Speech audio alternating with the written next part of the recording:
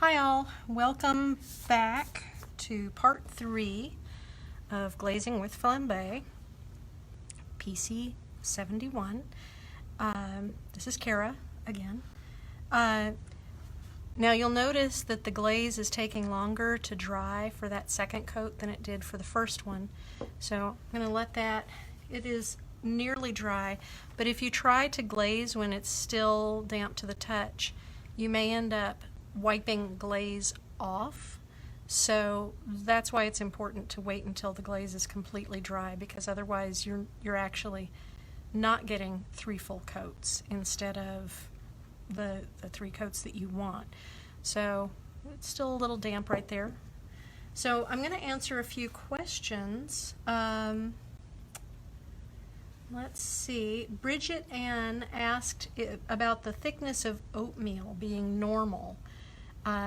And unfortunately, oatmeal is supposed to be thick. However, it tends to thicken a lot in the jar. So while you can use it thick, it can be really difficult. And if you cannot get a brush into the glaze, that's when I recommend that you thin it. A little bit of distilled water, and you may need to add gum solution if you're adding more than a tablespoon of water, because it won't stick as well. Now that brought me into Celeste Weber asking about thinning clumpy glaze. Now if your glaze is lumpy and it's not smooth and even, homogeneous, you may need to use a mixer on it. You might not need to thin it, but if you do thin it, we recommend using distilled water. And the reason for using distilled water instead of just regular tap water is there's less chance of things being in the water, minerals specifically, that can change your glaze.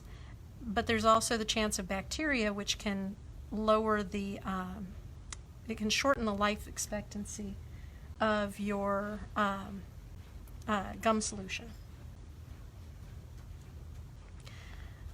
So that is a consideration. Trudy was asking if we would have more demos for other new glazes, and I'm hoping that we can do this again next Monday, maybe with something like Junebug, since that seems to be one that is giving people some difficulties, but you can see there how that is a cone 6 Junebug 3 coats. Or we could do Vintage Gold, again 3 coats, cone 6. So that's my plan, is to do this again on next week. And we could do more if there is interest in it. Rebecca Dunn was asking how much do the copper red glazes, copper red and Flambé, run, and that really depends on your application. This started to flow, for example, but it didn't run like off the pot. It was applied right to that line, so it did move a little bit. It thickened. It made kind of this kind of juicy bulge at the bottom, but it didn't run.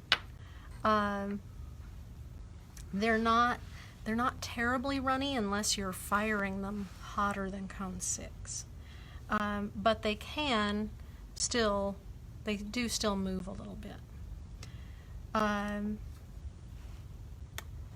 Let's see, Lorelei said that the blue rutile used to be perfect at at 3 coats, but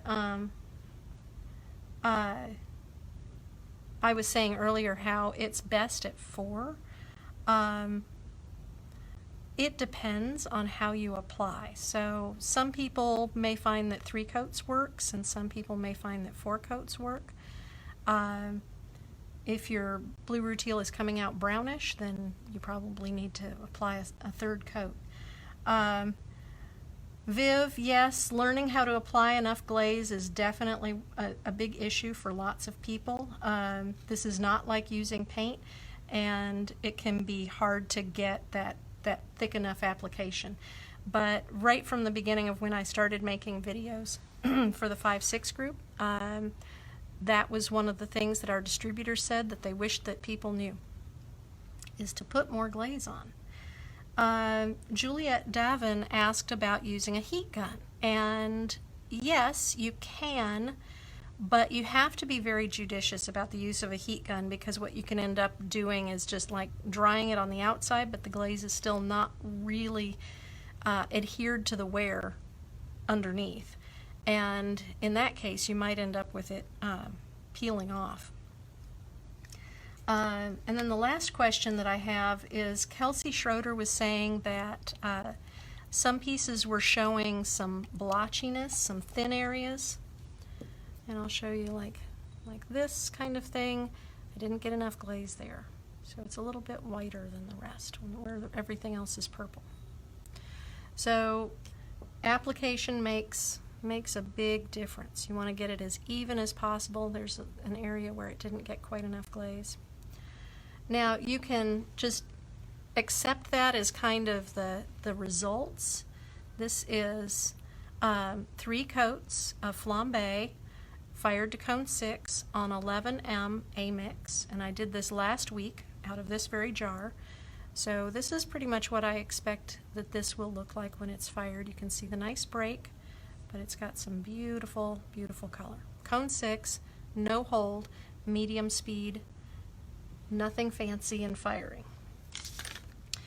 So for this third coat, I'm going to, as I did before, I'm going to do that bottom first, load up my brush,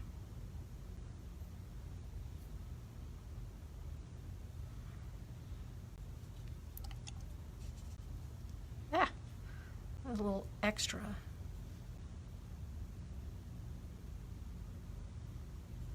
Well, glaze won't hurt me any, so. And as I said, this surface is totally washable.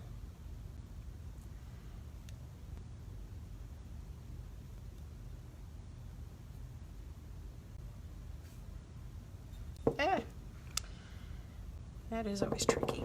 So,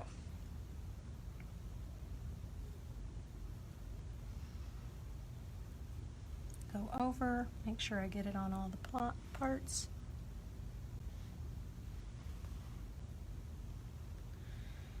If you want to put it on a turntable, if that makes it easier, that's great. I usually just hold everything with my fingers. And there we go. There's my 3 coats. Close up my glaze.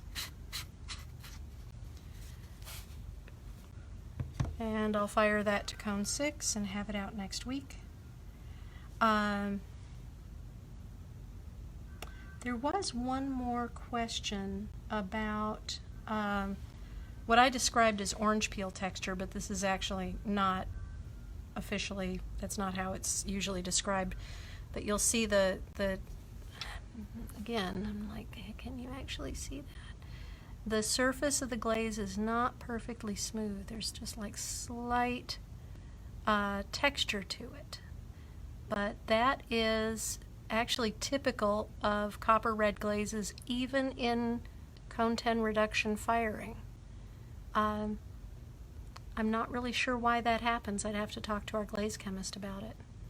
But he has assured me that that is actually normal and does not affect the food safety of the glaze in any way. So there we go. I'm hoping to come back next week and talk to you guys about other glazes and application, and maybe even talk about layering at some point. If you have questions, drop them in the comments, and I will talk to you guys next week. Thanks so much. Bye.